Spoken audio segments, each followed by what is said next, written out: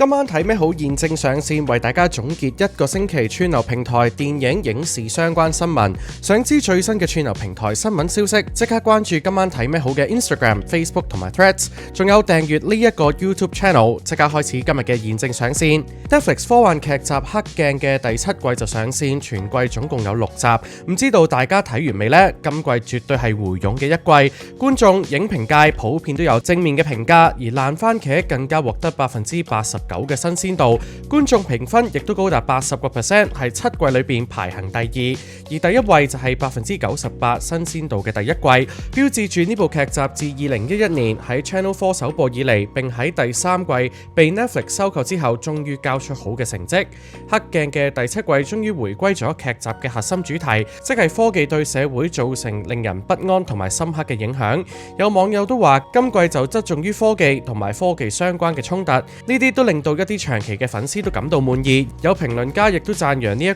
季重新注入咗創意同幽默，甚至喺最黑暗嘅故事中都展現咗愛意。今季嘅每一集都被明確定義係科幻嘅故事，同前幾季相比更加能夠引起粉絲嘅共鳴。先唔劇透，不過今季嘅第一集凡夫俗女就以訂閱同埋人類死亡做主軸，帶有諷刺 Netflix 自家嘅味道，而當中嘅劇情更加令人覺得呢個未來絕對都唔遠㗎。另外一集《白日夢飯店》就講演員可以進入一個電影嘅世界，飾演翻幾十年前嘅角色，恐怖得嚟都非常之真實。至於有睇之前聯邦星艦卡里斯特一集嘅，今集更加有續集。總之就係今季絕對非睇不可啦。Netflix 嘅界面一向出名就個人化，識得因應用戶睇過嘅節目而為唔同嘅電影劇集出現唔同嘅縮圖，更加因應你中意睇啲乜嘢而推薦你最有可能會撳落去嘅內容。Netflix 近期就喺海外測試一項由 OpenAI 技術推動嘅全新節目搜尋功能，呢項測試就旨在提升用戶嘅內容發現體驗。觀眾可以根據心情或者其他具體嘅條件，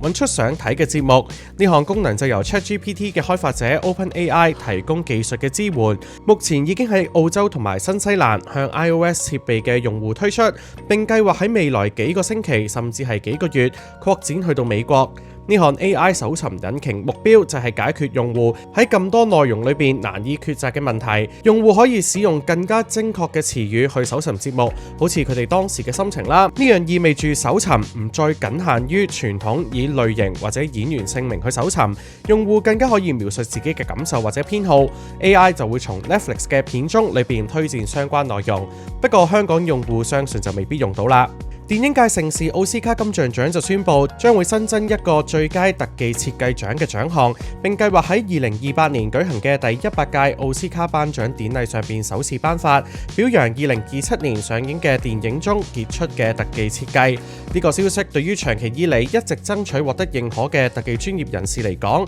無疑係一個重要嘅勝利。由電影誕生開始，特技設計一直都係電影製作不可或缺嘅一部分。設立呢個獎項嘅決定係對特技專業人士創新工作嘅肯定，亦都對佢哋喺電影製作中所付出嘅承諾同埋奉獻嘅認可。關於呢項獎項嘅具體細節同埋評選規則，學院就計劃喺2027年先公佈，而目前已經有超過100位特技專業人士係美國電影藝術與科學學院製作和技術部門嘅成員。呢個新獎項嘅成立，預計將會激勵更加多嘅電影製作人重視同利用特技設計喺電影敘事上面嘅潛力。備受期待嘅電影《創戰記》系列新作《創戰神》近期就發佈咗全新嘅預告片，更加確定會喺2025年嘅10月10號喺影院上畫。故事就圍繞一個名為 Ares 嘅高度複雜程式展開，佢喺數位世界被派去現實世界執行一個危險嘅任務，呢個都標誌住人類首次同人工智能生命體嘅接觸。預告片中就展現咗《創戰記》系列標誌性嘅視覺風格，包括光輪電單車，同時預告片亦都暗示咗數位世界同現實世界之間嘅界限將會變得模糊，一場爭奪現實控制權嘅戰爭亦都即將要爆發啦。呢次預告片嘅配樂由音樂大師 Nine Inch Nails 嘅樂隊製作，延續咗之前一部《創戰記》中由 Daft Punk 打造嘅獨特音樂風格，令粉絲對影片同埋氛圍嘅配樂充滿期待。演員方面，創戰神就有包括 Jared Leto 所飾演嘅 Ares、食人魔達獸嘅 Evan Peters 同埋 Greta Lee。而有指今次迪士尼唔係以推出續集嘅方式進行，而係重啟成個創戰記，代表住今次嘅創戰神只係開始，陸續會有續集同埋衍生劇嘅出現。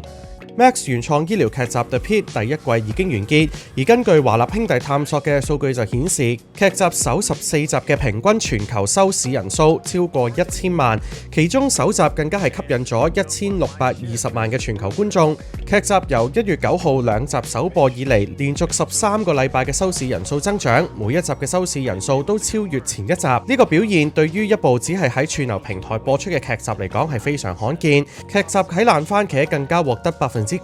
嘅影評人好評，又指呢部劇集已經躋身 Max 平台歷史上邊觀看次數最多嘅前3名劇集之列。唔單止咁 ，The Pitt 更加獲得咗 TV9 讀者比罕見嘅 A+ 平均評分，亦都表明咗觀眾對呢部劇非常之滿意。而鑑於第一季嘅成功 ，Max 已經喺2月份提前續訂咗呢部劇集嘅第二季。之後一齊睇下嚟緊呢個禮拜有啲乜嘢嘅必睇劇集電影。最後，《生還者》終於翻嚟，全新嘅第二季將會喺4月14號登陸 Max。今季嘅設定就喺第一季嘅5年之後，喬爾同埋艾莉喺傑克森市過住相對平靜嘅生活，但就因為過去嘅秘密同恩怨而面臨挑戰。新角色艾比嘅登場，引發復仇同埋衝突嘅連鎖反應，考驗人生同埋道德嘅界線。全季總共有8集。由 JTBC 製作嘅奇幻愛情劇《比天堂還美麗》4月19號就會喺 Netflix 上線，講述80歲金惠子飾演嘅李海淑去世之後就去到天堂，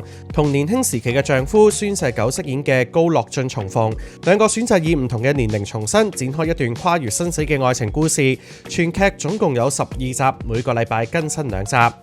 今集現正上線，講到呢度，記得留言 follow 呢個頻道，中意嘅就記得 like、comment 同埋 share 啦。